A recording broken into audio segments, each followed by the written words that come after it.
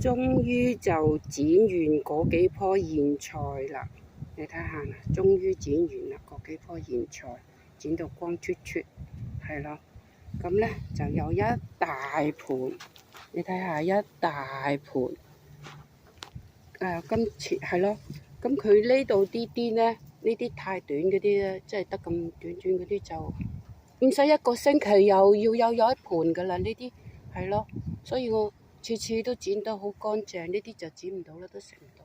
你睇下呢啲咁大支係咪啊？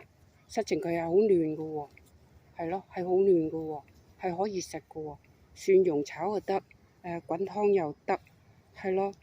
一家大細都中意食，好似話夏天好好係咪啊？仲有幾棵就已經剪到一大盤啦。如果喺